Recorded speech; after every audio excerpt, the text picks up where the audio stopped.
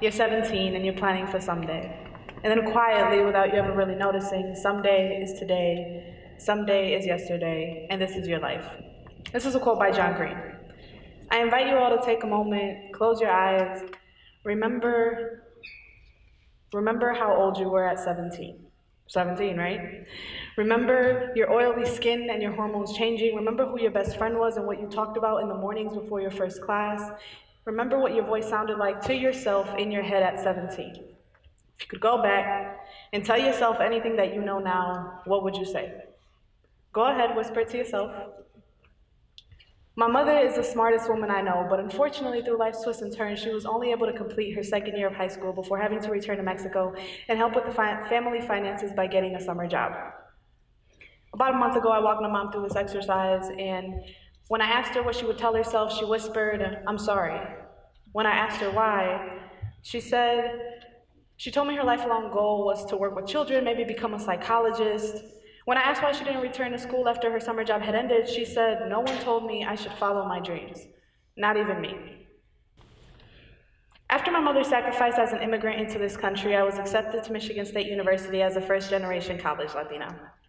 And because it was my first time on my own, I wanted to explore everything, but that required money. So I went, and I got a job. I worked 29 hours my freshman year, all while taking 14 to 15 credits per semester, and I was getting really tired.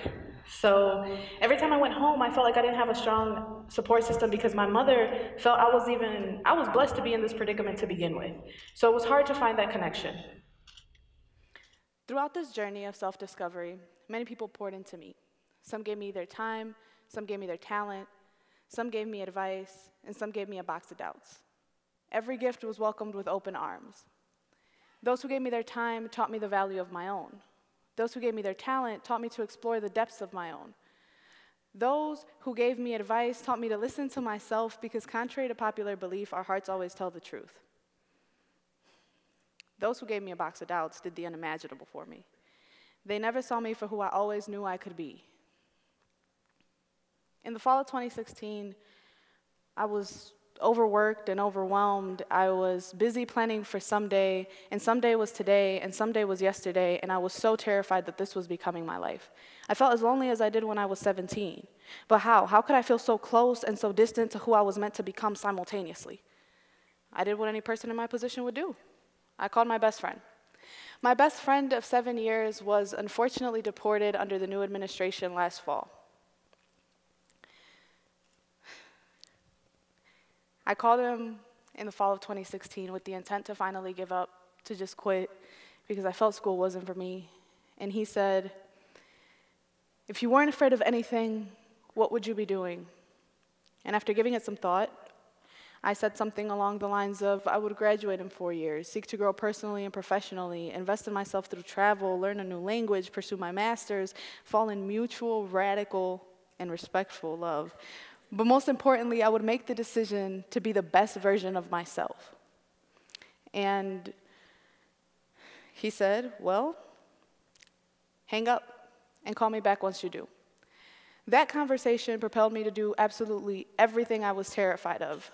But first, I had to understand that fear is eliminated through self-healing from the experiences that have damaged us as individuals. The fascinating, yet simple truth is that healing is both continuous and nonlinear. It does not look the same across age group, population, race, or personality. But what I can tell you is that healing what you felt at 17, or what you still feel at 22, is composed of 3 key elements: spirituality, love, and forgiveness.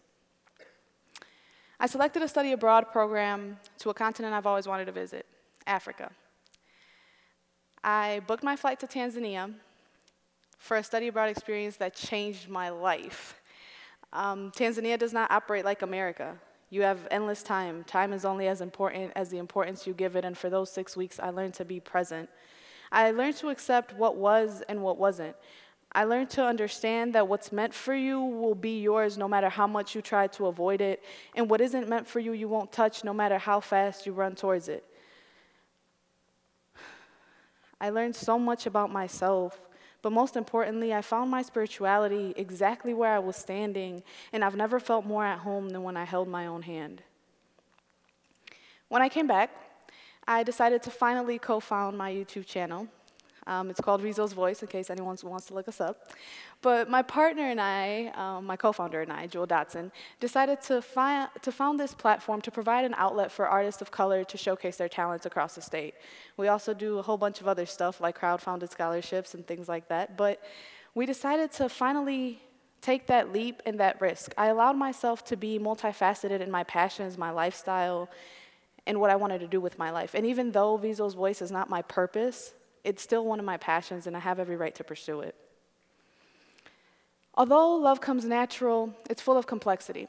Once I connected with my spirituality, I was able to truly love myself. And my self-love was so revitalizing that it allowed me to recognize so many people that had already been loving me, but because love had not originated in my own ribcage, it was hard for me to recognize those people when they reached for my heart.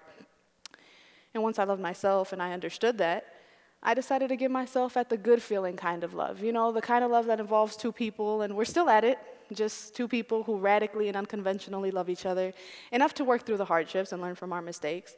Communication is still tricky from time to time with long distance, but we're getting through it, and we love to learn, to become better, primarily for ourselves, to then be able to give our best selves to one another.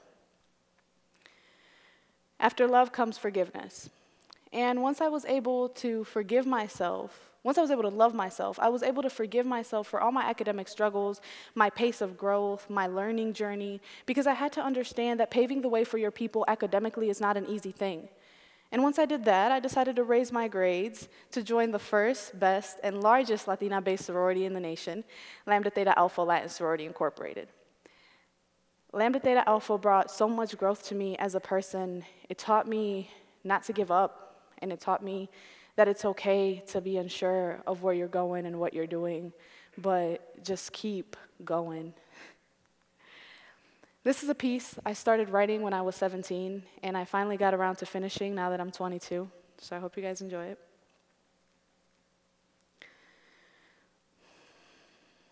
Dear self, be fierce, be vibrant, let yourself be felt, not seen. Be everything that inspires you. Be unapologetic and radiant in self-love. Be so strong that you can arm wrestle yourself and still beat the odds with a warm hug. Be a lioness with a silent plan but a violent roar. And if they try to conquer your flesh for wall decor, you take them to war with a flash of your teeth. Be everything you're meant to be. Don't let anyone stop you, not even me. In your hands, you grasp your destiny. I am 22. Life is endless.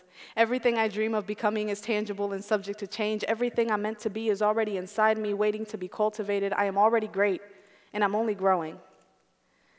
I am delighted with life, and for the first time in a long time, I can see clearly I am exiting, no longer childishly running away aimlessly from complexity, but I am exiting any space that I have entered that is not allowing me to grow or glow. I am radiant, and I owe it to my younger self to truly shine. Now, when I think about when I was 17 and how my life has changed since then, I can truly smile knowing that I have healed for myself primarily, but also for my community. I have healed here and now. I have learned how to do so in the space that I am in, and I am starting where I'm at, and that's okay. My healing has not been linear, but it has been continuous. And because of my healing, I've been able to complete that checklist you see behind me. I'm so proud of myself, and I'm so proud of all the people who invested in me and allowed me to be here today. See, this right here is my real smile. So I invite you, close your eyes, smile to yourself, now open them.